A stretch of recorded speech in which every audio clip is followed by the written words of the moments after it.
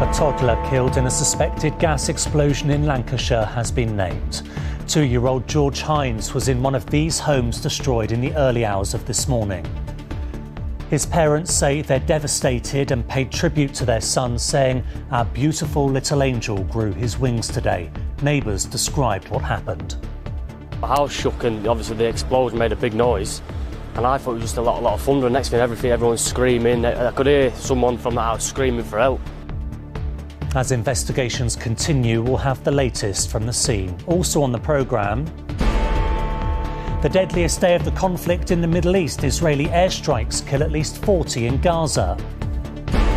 The government defends the easing of lockdown restrictions in England tomorrow. Labour warns those plans need to slow down when it comes to international travel. We're live in Portugal, one of the few destinations open to British tourists as it prepares to welcome thousands. And the eye of the tiger, how Ratner's sight was saved with some incredible skill by British vets.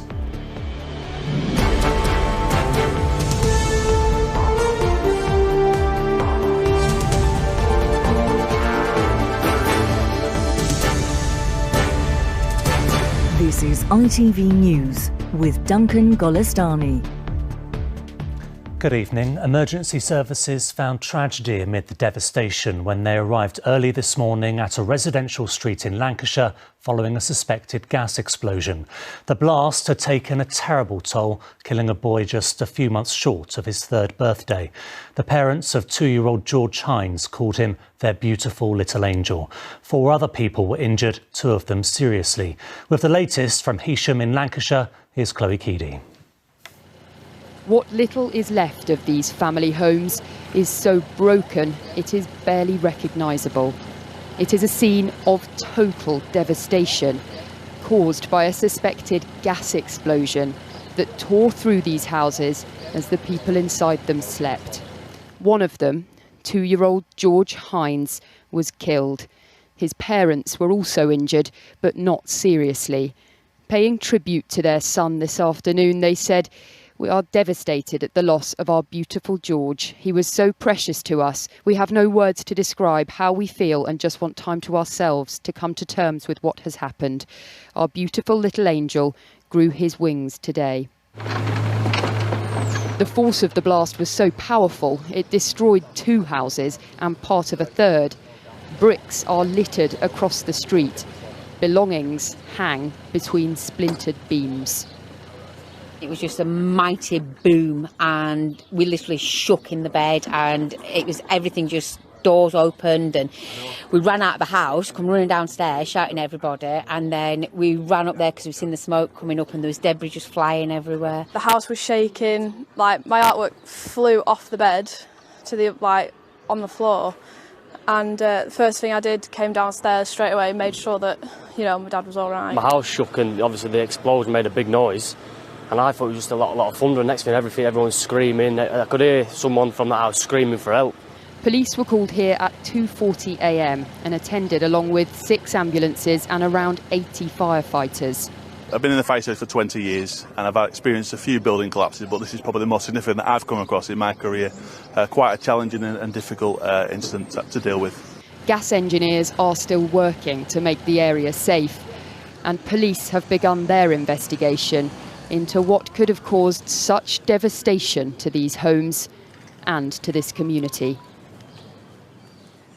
Well, as you might expect, there are a number of people who still haven't been able to get back into their homes. And actually, just in the past hour, the police have moved us further away from the scene because they say gas engineers are now working in that immediate area to try and make it safe.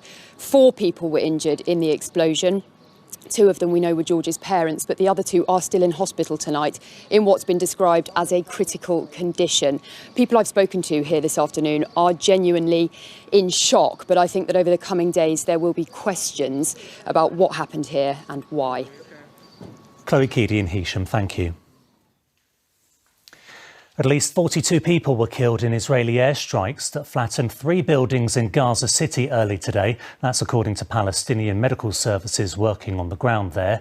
It's the deadliest attack since the fighting between Israel and Hamas began nearly a week ago. Israel also claims it destroyed the home of a top Hamas leader. Meanwhile, another barrage of Hamas rockets was fired at Israel this afternoon. Prime Minister Benjamin Netanyahu, in a televised address, vowed Israel's military action would continue at full force and will take time. Well, our global security editor Rohit Katru is in Tel Aviv for us now. Rohit, does this mean Mr Netanyahu has more or less brushed aside the ongoing efforts to broker a ceasefire? Well, it's hard really to assess how much of those statements are about the psychological warfare, this sort of deadly staring match between Israel and Hamas. Privately, some of Israel's allies indicate that they are feeling the clock ticking, they're feeling some international pressure, and there might be some sort of breakthrough in the coming days. But publicly, we're hearing no sign of restraint from either side. It's been an awful weekend in Gaza, and not just that attack today, but the killing of a family of 10 yesterday, the flattening of a tall building which housed news organisations. And then, as you can see here from this very spot, we saw pictures in Tel Aviv of rockets, of heavy barrage flying into Israel from Gaza. This afternoon at the United Nations Security Council, there were speeches from representatives from the Israelis and the Palestinians, emotional at time. They shared a screen at this virtual meeting, but very little else. And Prime Minister Netanyahu has said today that he wants to extract revenge from the aggressor. Rohit, thank you. Here, police are investigating after obscene anti-Semitic slogans were shouted through a loudhailer from a convoy of cars in London. We've removed the sound to obscure the violent threats and obscenities heard in the St John's Wood area of North London, but they appeared loud enough for bystanders to identify. Police said such behaviour will not be tolerated. The government is defending its decision to go ahead with easing lockdown restrictions in England from tomorrow, including holidays abroad to certain destinations. Health Secretary Matt Hancock said pushing on remains appropriate, despite the advent of the Indian variant. But one senior Labour figure is calling for caution on issues like international travel. Dan Rivers has more on the lockdown easing. The decisions about what the government allows to reopen and when have been followed in minute detail by places like Legoland. Visitors have been outside for the last month, but tomorrow it can finally allow them back inside. And that means this new multi-million-pound ride, their biggest ever investment marking their 25th year, can finally be enjoyed.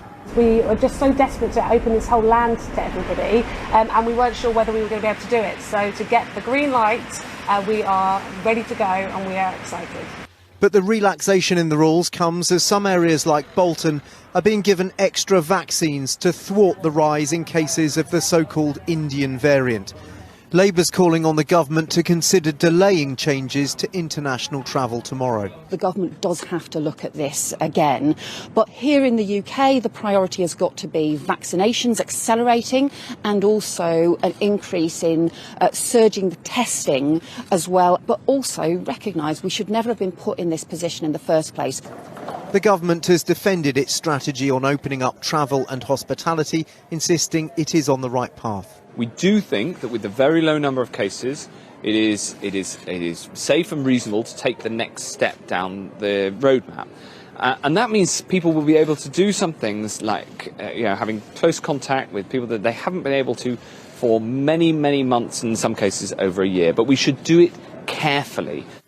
For pubs like the Horse and Groom in Windsor, it means customers can eat and drink inside within the rule of 6, giving them some cautious optimism after a gruelling year with few tourists and on-off restrictions. I'm actually really looking forward to it. It's just, you miss the pub atmosphere, you miss everyone sort of smiling and stuff. You just see a couple of people outside every now and again and it's just not the same. The return of inside hospitality and international travel on the same day is undoubtedly a huge step forward, but there are some who feel it could be seen as a big mistake. Ultimately, it will depend on which prevails, vaccines or the virus. Dan Rivers, ITV News, Windsor. Well, Wales is also going ahead with its programme of easing restrictions from tomorrow, but with some freedoms being put on pause. Indoor hospitality like pubs, cinemas and tourist accommodation will be able to reopen. But First Minister Mark Drakeford says outdoor events like festivals won't go ahead until the impact of the Indian variant can be assessed. And in Scotland, 2 major local authorities won't be relaxing their current COVID restrictions tomorrow. Glasgow and Moray, Scotland's 2 COVID hotspots, have been ordered to remain at level 3 for at least another week. First Minister Nicola Sturgeon said the Indian variant had become a significant factor in Glasgow. So we are just hours away from the easing of those international travel restrictions, and one of the main destinations for holidaymakers exploiting their newfound freedoms will be Portugal. Our Europe editor James Mates is on the Algarve. James, what preparations are underway at resorts there?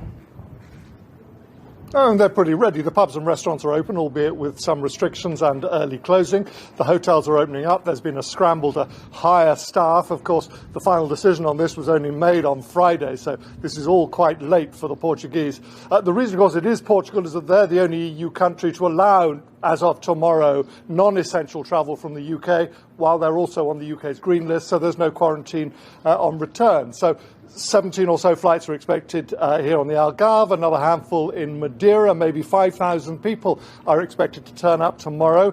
The airports may be interesting, not least because everyone has to come and have checked their COVID negative test.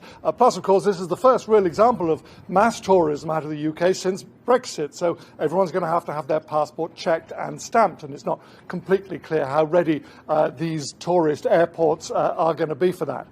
It's possible that by next week, Brussels will decide that the rest of the EU is also open for British tourism. But of course, anyone going there will have to quarantine on their return to the UK, certainly for the time being.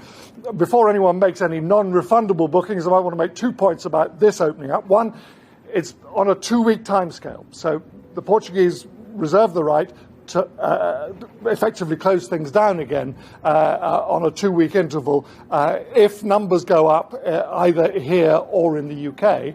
And of course the other point is they will close things down if British tourists don't behave and obey the lockdown rules here.